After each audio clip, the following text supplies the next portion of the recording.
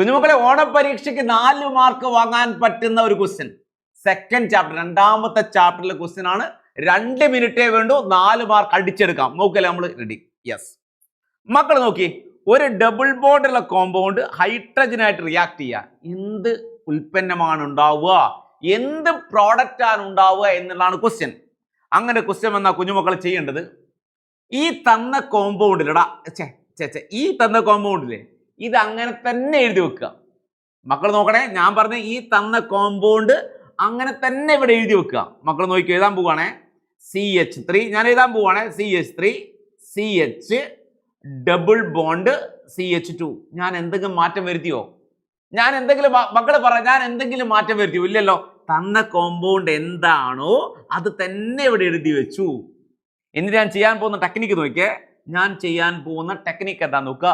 ഇവിടെയുള്ള double bond അങ്ങ് മായച്ചല്ലേ, രണ്ടാമത്തെ ബോണ്ടില്ല അതങ്ങ് മായച്ചല്ലേ. കണ്ടോ, മായച്ചല്ലേ. എന്നിട്ട് മക്കൾ ഇവിടെ 2 ഹൈഡ്രജൻ തന്നില്ലേ, ഈ 2 ഹൈഡ്രജൻ, ഒരു ഹൈഡ്രജൻ ഇവിടെയും കൊടുക്കുക. എവിടെ നിന്നാണോ ഞാൻ ഡബിൾ ബോണ്ട് മായച്ചു കളഞ്ഞത് അവിടെ എന്ത് ചെയ്യുക, 2 ഹൈഡ്രജനെ കുറച്ച് ചെറുതാക്കട്ടെ. ഹൈഡ്രജൻ ഇത്ര വേണ്ട നമുക്ക്. ഓക്കെ, ഇവിടെ സൈതാൻ സ്ഥലമില്ലല്ലോ. ഒരു ഹൈഡ്രജൻ ഇവിടെയും കൊടുക്കുക, ഒരു ഹൈഡ്രജൻ ഇവിടെയും കൊടുക്കുക. കഴിഞ്ഞു, ആൻസറായി. എങ്ങനെയുണ്ട്?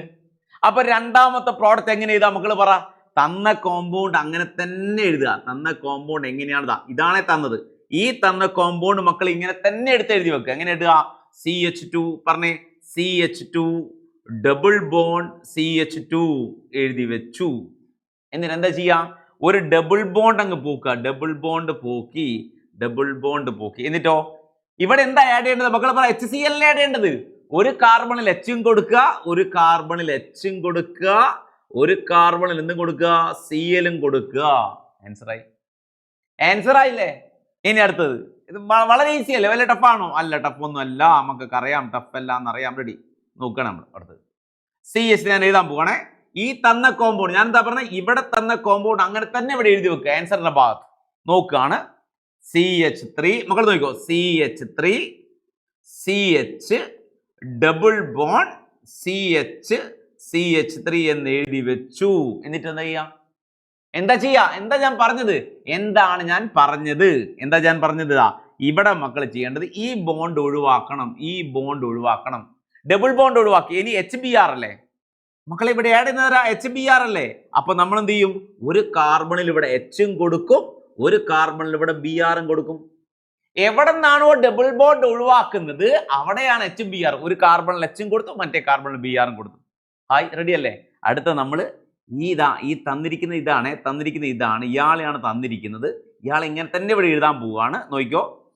CH ട്രിപ്പിൾ ബോണ്ട്, 3 ബോണ്ടിനെല്ലാം വിളിക്കുന്ന പേരാണ് ട്രിപ്പിൾ ബോണ്ട്. CH ഇവിടെ എന്താ നമ്മൾ ആഡ് ചെയ്യാൻ പോകുന്നത്? H2 ആണ് ആഡ് ചെയ്യാൻ പോകുന്നത്. H2 ആഡ് ചെയ്യുന്നതിന് എന്താ സംഭവിക്കുക? ഒരു ബോണ്ട് ഇവിടെ നിന്ന് ഒന്നങ്ങ് മായച്ചളയാ. എന്നിട്ട് എന്ത് കൊടുക്കുക?